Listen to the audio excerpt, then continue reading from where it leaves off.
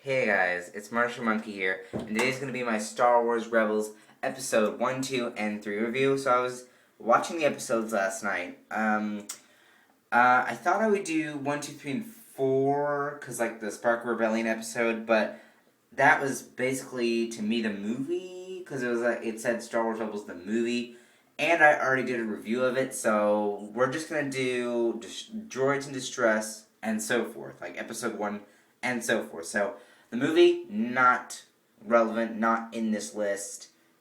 It's at the list, not including the Spark Rebellion. Alright, so now that we've got that out of the way, let's do the reviews. I'm loving the series more and more. Every episode, I think it's a really good show. I think it is good following up on Star Wars The Clone Wars. It has a lot of different things that Star Wars The Clone Wars doesn't have, and I'll explain that for a minute. So let's talk about episode 1. Love Droids in Distress. I think that it was a really, really good episode, introducing R2-D2 and C-3PO in the episode, along with Bail Organa. Again, more cameos, really great. You can't have Star Wars without C-3PO or R2-D2, so I love how they did that. So it's just going great so far. I think it's a really good show.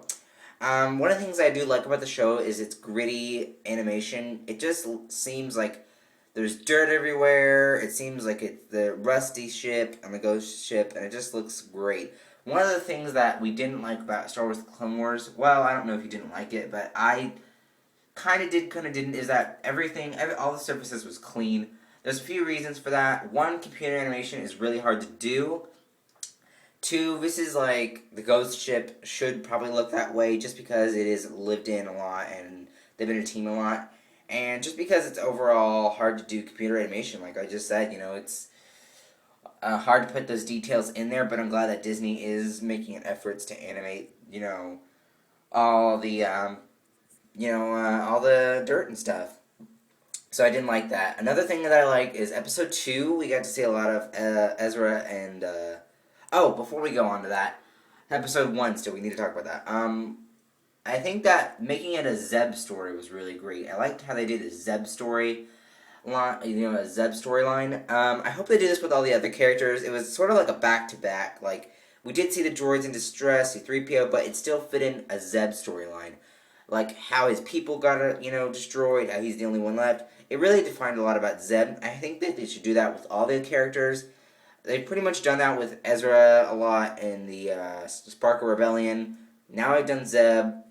I think they should do a little bit more on how Hera and Kanan met, how Kanan found out he was a Jedi, how Sabine got in the team. I think they should do a lot of those. Alright, anyway, under the second episode, I like the Ezra and Zeb storyline of how, they fight a lot, but they still get along. I think one of the things that Star Wars Rebels has that Star Wars The Clone Wars didn't have is that it's more lighthearted and comedic. It has a lot of fun things to it. I think Star Wars The Clone Wars was a big action scenes. Had some big action, really focused, like every time you watched it was a mission. But this one focuses on a team, and that's another thing that Star Wars The Clone Wars didn't have. A team on Star Wars Rebels is making it a lot of that, comedic, awesome stuff that they had that Star Wars The Clone Wars didn't have, but I think I enjoy it a lot. So anyway, that's another thing that's really cool to my attention, really come to my attention. I think that the Ezra and Zeb thing was like really cool, and I like that.